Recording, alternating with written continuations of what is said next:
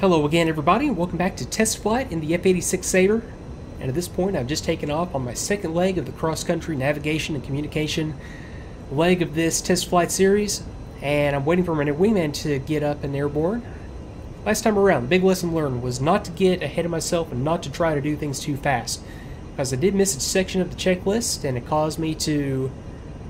I was able to catch it in time. I just had a little bit of trouble getting the nose wheel off the runway at the required speed, and that was because I did not have my flaps down. I missed that portion of the checklist due to getting ahead of myself and trying to do things too fast. So I can see my wingman getting airborne, and speaking of my wingman and speaking of doing things too fast, let me step back up here. Let me go back to position 1 so that I can hear the calls from my wingman as he gets airborne and gets on the rejoin. Okay, wingman is airborne, turning right. I believe I was talking labels last time. I don't remember if I even had this up and running last time, but... No, I think I did have this up and running, but yeah, I installed those new labels where I just have a dot for the aircraft at long range, or within visual long range, and then the dot gets a little bit bigger as it gets a little bit closer. Then the dot goes away once I am within like a legitimate visual identification range of the aircraft. So right now, this is awesome. Even zoomed out at my normal SIDAC, I can still at a glance look down there. That's normal visual range for an aircraft, and I can tell if I know where to look. You know, if I don't know where that dot is or don't know to look down there, I'm not going to be able to see it. But yeah, I can tell where my wingman is, and that's all that I want out of the labels. I don't want all kinds of fancy range information. I just want to be able to tell at a glance where an aircraft is when I should be able to tell at a glance where it is normally. Okay, so my wingman is up. Let me resume navigation, so I need to bring it around to a course of 140. That's going to be for 80 miles? It can't be 80 miles. I think it's more like 40. 140 for 49 miles. Bring up my master map here. Okay, there we go. And my next... okay, so 15 is going to be the channel for the next ATC tower that I'm going to need to call. I'm just going to turn around and... trim nose down, continue the climb. I am climbing through 14,000 feet and continue to head inbound on this location. Okay, now my fuel quantity gauge is coming down. That means that my drop tanks, inboard drop tanks, have fed and they have depleted.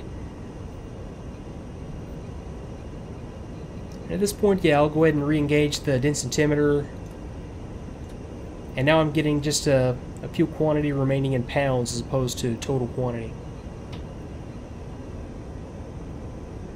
And yeah, moderate altitude. I'll just bring it up to what am I at right now? I'm up at about 16,000 feet. That's good enough for this leg. I'll level off at 16,000 feet. I'll need to descend on this airfield for the touch and go anyway. As my wingman continues on the rejoin, as I continue to pluck little pieces of dust off my monitor so that yeah, there's my wingman, still down there at low level, but should be catching up. I'll pull the throttle in a little bit to arrest my speed slightly. I'll let my wingman catch up, and then I'll start to play with the air-to-air gun sight while we still have some daylight. So I'm going to come back at you at that point once I've done a rejoin on my wingman and once I'm ready to play with the sight. So I'll be right back.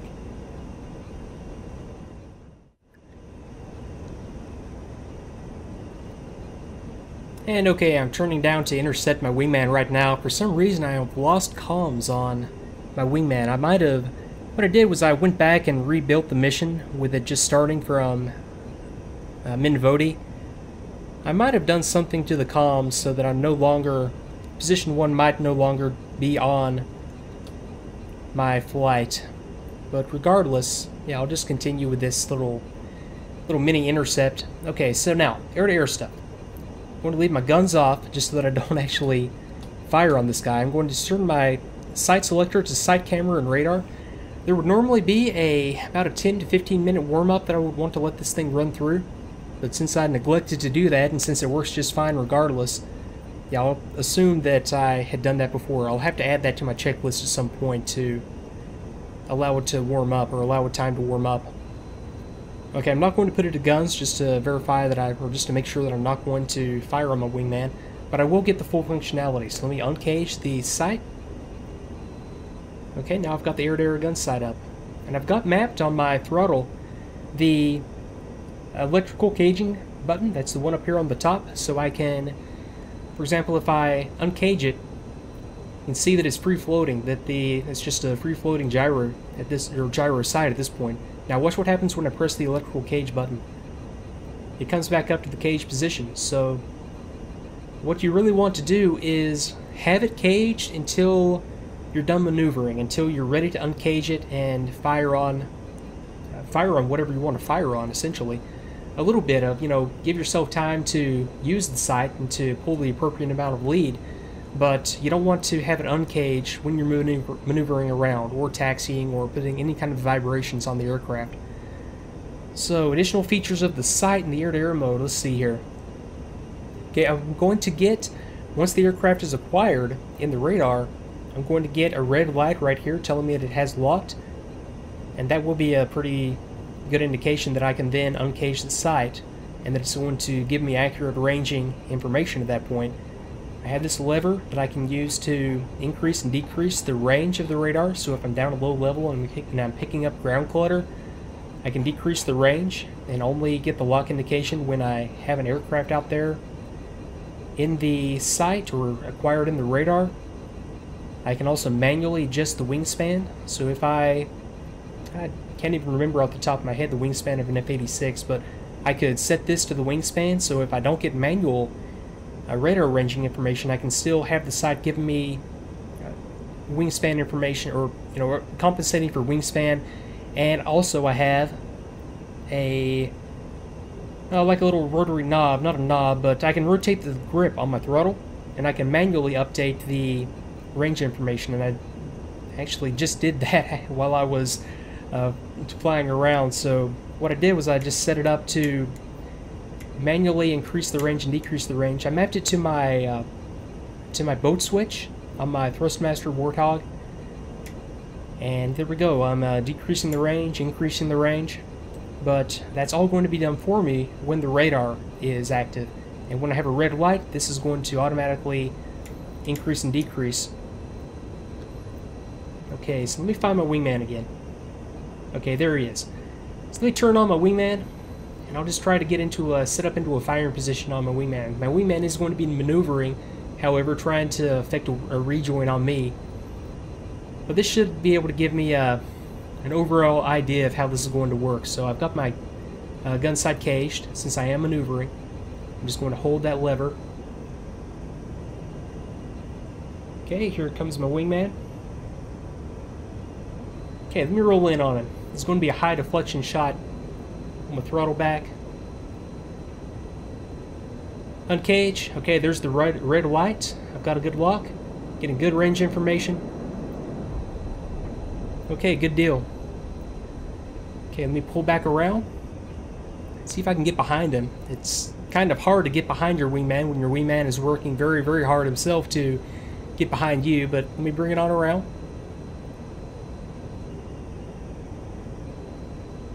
Remembering that both with drop tanks and with high airspeeds that I am right now, I need to use very, very smooth control inputs. I don't need to try to make the aircraft go in a certain direction. I just need to be smooth and let the aircraft take itself into the direction that it wants to go. Okay, so 2, where are you now? You should still be below me and should be in back of me. Okay, there you are. Not there, right where you should be, actually. This would be a lot easier if I could just tell my wingman just to fly straight and level, but yeah, for some reason I know what I did. I just messed up the comms when I rebuilt this mission. Okay, so rolling out the wingman. Okay, I've got my side caged. Okay, I've got a good radar lock. Side's uncaged. Okay, tracking. Okay, and off. Wow, that's pretty neat. That's working exactly as I would expect. Okay, Mach 0.7. Yeah, and again, I'm having, just got to be really, really gentle on these controls. Okay, let me come around for one more pass on my wingman, and then I'll continue with the with the navigation to Bessalon. Do a quick touch and go, and then continue down south. Okay, 2, gotcha. Okay, I've still got my sight electrical caging lever held. Okay, I'm going to pull some lead on this guy.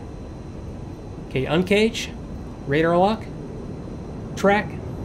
Okay, high deflection shots. You know, those weren't perfect. Those definitely weren't by any means tracking shots. It wasn't exactly in the saddle on 2 that time or any of the other times here, but this is a good idea, and this is so much fun. I'm going to do this one more time.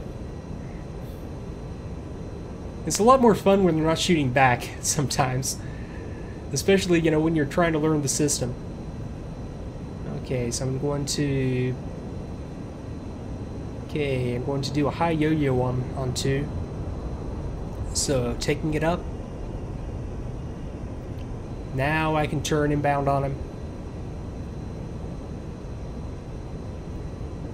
Okay, uncage. See what I mean about it getting down in the ground clutter? Okay, I've got a good solid lock. Track. And yeah, that'll, I'll just have to work a little bit harder to figure out, depending on how the aircraft handles, how to, you know, get into a good tracking position on an aircraft. It's a little bit, you know, when you're not really familiar with how to fly the aircraft, you know, I really don't want to over-G the aircraft. That's why I couldn't exactly pull lead and then, you know, do like a lead turn or a lead pursuit curve on the guy right there, because I didn't really want to. But hell, 2 was pulling pretty aggressively himself at that point. I'd have to look and see how many G's we were pulling, but I would have guessed 5 to 6. Okay, so let me resume navigation and bring it around here to the proper course for the approach and landing at Bessalon. Let me also go ahead and get the tower frequency. Okay, 15. Let me bring it around to position 15 and call inbound to Bessalon. Or I'm sorry, Nauchik. I keep confusing Bessalon and Nauchik because they're up there in the same general area. So Nauchik, inbound. Nauchik, in field 1-1, inbound.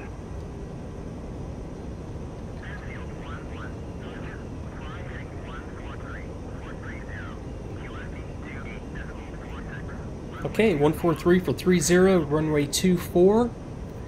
Okay, let me compute a landing speed here. Okay, fuel quantity, I burned off about 1,500 pounds at this point, I believe.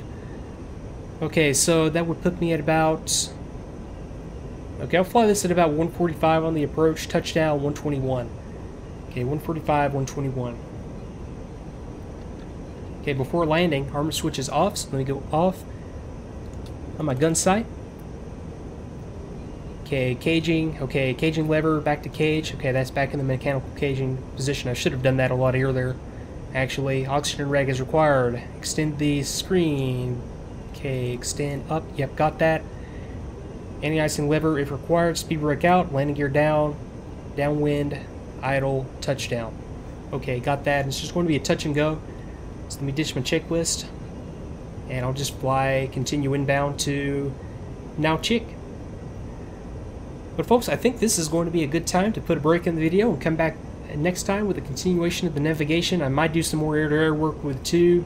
I'd take that back. No, I think that'll wait until next time once I get over the range and start to have better lighting conditions. It's starting to get a little bit dark for that anyway.